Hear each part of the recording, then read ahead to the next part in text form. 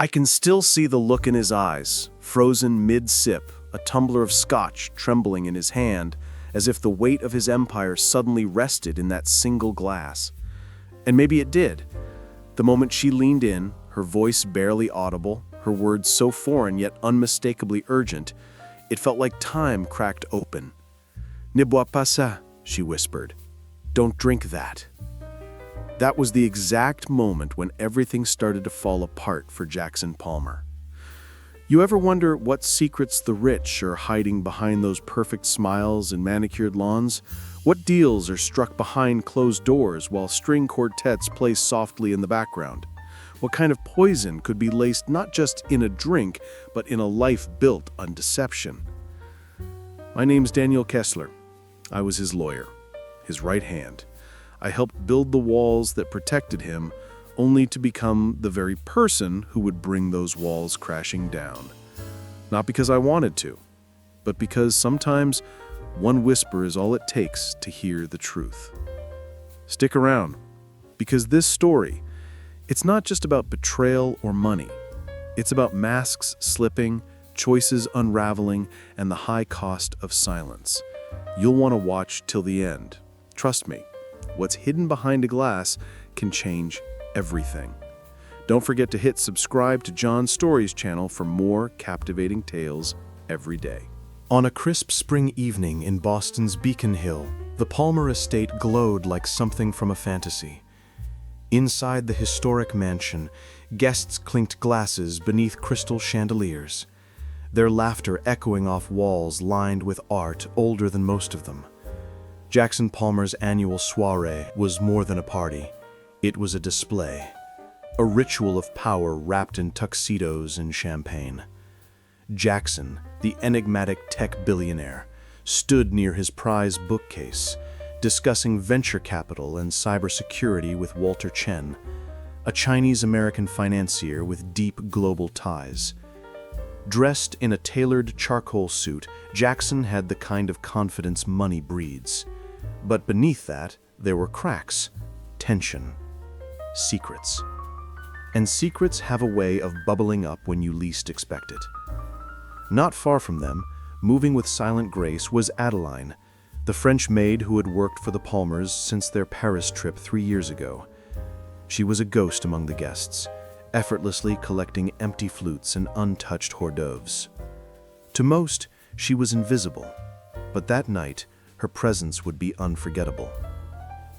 Just as the server handed Jackson his usual drink, 25-year-old single malt, neat, Adeline leaned in. "Ne bois pas ça," she said softly in French, close enough for only him to hear. Jackson froze. It was the kind of pause that turns invisible to thunderous. He didn't drink, he didn't speak. He simply set the glass on the side table and, after a beat, whispered something back to her. She nodded, businesslike, and walked away. But Daniel Kessler, standing nearby, noticed. He always noticed. As Jackson's longtime attorney, Daniel had learned to read the slightest shifts in posture, the silent codes in a look or gesture. Something wasn't right.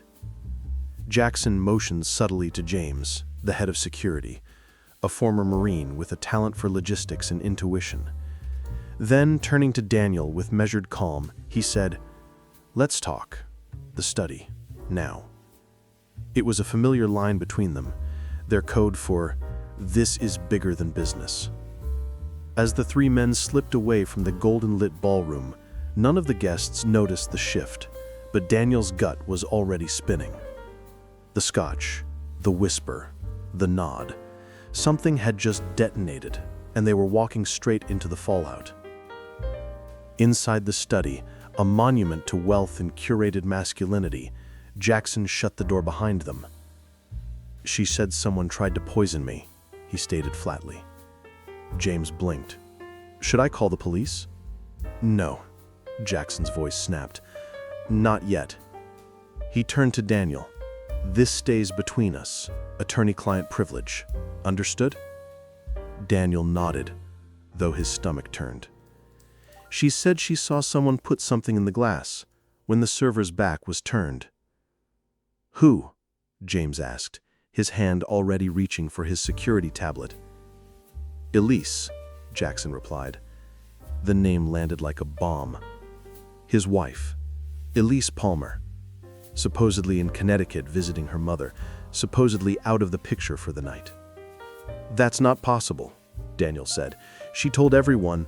I lied, Jackson cut him off. We fought this morning. She threatened to expose some of my arrangements. The kind of arrangements Daniel had always deliberately kept out of his own files. Now his mind reeled. Offshore accounts? Tax evasion? Was at least bluffing, or had she known more than they thought? James was already pulling up the camera footage. I need to know if this is real, Jackson said, pressing the intercom. Send Adeline to my study, discreetly. Minutes later, she entered, composed, efficient. You wanted to see me, Mr. Palmer. Tell them what you told me. She looked between the men, then spoke calmly. I was near the bar. Madame entered through the service door. Wig, glasses, but I recognized her. The emerald bracelet you gave her. She still wore it. She poured something into a glass, the one you were handed. James confirmed there was a figure matching the description on security cam, but the footage was blurry. Facial recognition failed due to the disguise. Find her, Jackson ordered. Search the property. But Elise was nowhere to be found. That's when Daniel's phone buzzed with a message from an unknown number. The Maid isn't French. Ask her about Tallinn. Tallinn, Estonia. Daniel's heart skipped. 3 years ago, a devastating data breach had hit one of Jackson's main competitors, costing them millions and granting Palmer's firm major government contracts. Was this connected? He turned slowly to Jackson. When did you hire Adeline again? After our Paris trip, 3 years ago. Why? Jackson's face paled. What do you know? The door opened. Adeline walked in again. This time her eyes held no servitude. Her hands didn't carry a tray. They carried a pistol with a silencer. Do not move, she said in accented English. Remove your ankle weapon, Mr. James. James complied. Who are you? Jackson asked. I'm not your maid, she replied coldly. I work for the people you stole from in Tallinn. We needed a confession, and we got it. She turned to Daniel. Apologies. We needed a legal witness. That drink was never poisoned, but the guilt, that Mr. Palmer poured all on his own. Daniel's head spun, but somewhere inside he knew. This was right. No one said a word. The air in the study was thick, like the world had stopped breathing. Daniel's eyes were fixed on Adeline, or whoever she truly was. The sleek pistol in her hand, the steady voice, the calm that came from someone who had done this before, it all told him one thing. She wasn't bluffing. You planned this, Jackson finally said, his voice thin. This whole thing, it was a setup. Adeline didn't flinch. We needed you to speak freely, and we knew the only person you trusted more than yourself was your lawyer. She glanced at Daniel, almost with pity. You were never the target. You were the witness. It was a strange thing to feel sympathy for a man who had stolen hundreds of millions of dollars. But looking at Jackson now, pale, stunned, powerless, it was hard not to feel something. After all, Daniel had spent over a decade by his side. He'd watched Jackson go from a brash coder with ambition to a polished titan of tech. He'd also watched him compromise, lie, and manipulate, always just one layer removed from the dirt. And now the dirt had swallowed him whole. Daniel cleared his throat. So what happens now? Adeline lowered the gun slightly, not out of mercy, but control. I have already transmitted the recording of Mr. Palmer's confession. The authorities will arrive soon. I suggest you prepare. Jackson looked like he'd aged 20 years in the last 5 minutes. This is blackmail. No, Adeline replied. This is justice, something your empire has been allergic to since day one. She turned and walked out, silent as ever. And just like that, the woman everyone overlooked was gone, vanishing like fog in morning light. When the FBI arrived 20 minutes later, they didn't need explanations. They had files, documents, money trails. What they didn't have, until now, was Jackson's voice admitting everything. That was Daniel's role. His voice. His decision. He had a choice.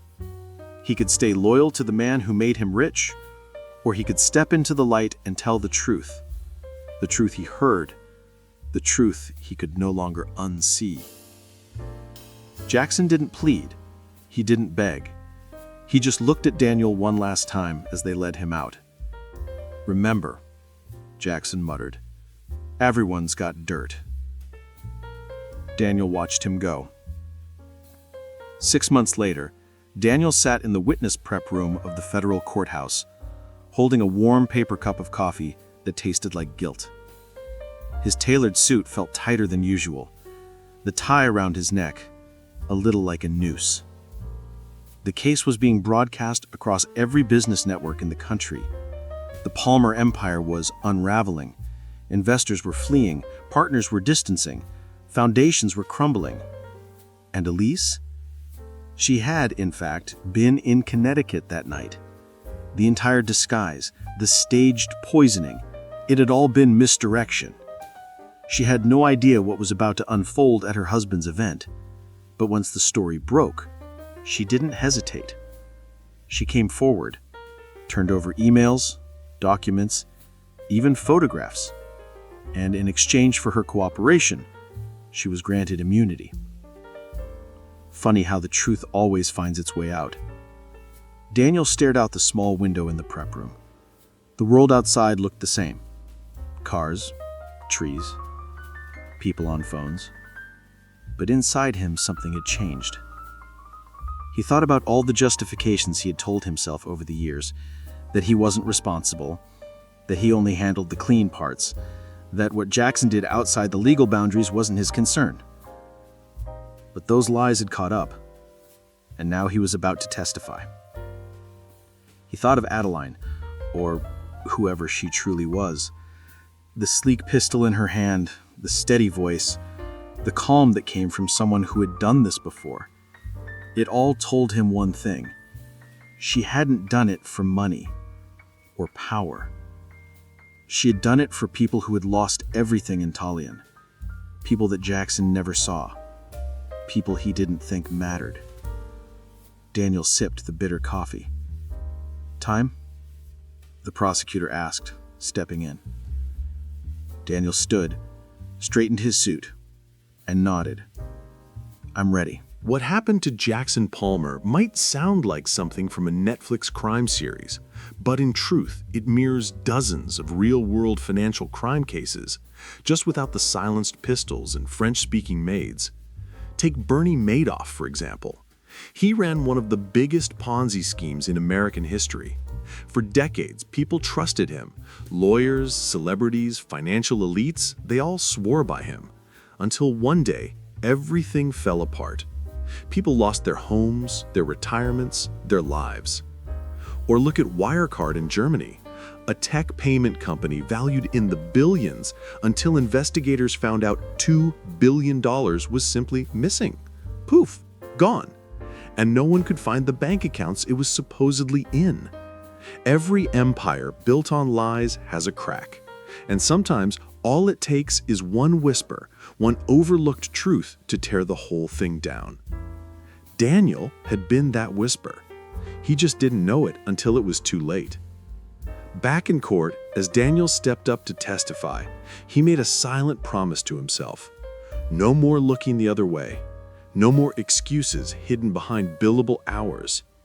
Because somewhere out there, a team of Estonian coders had worked tirelessly to build something. And one man's greed had burned it to the ground.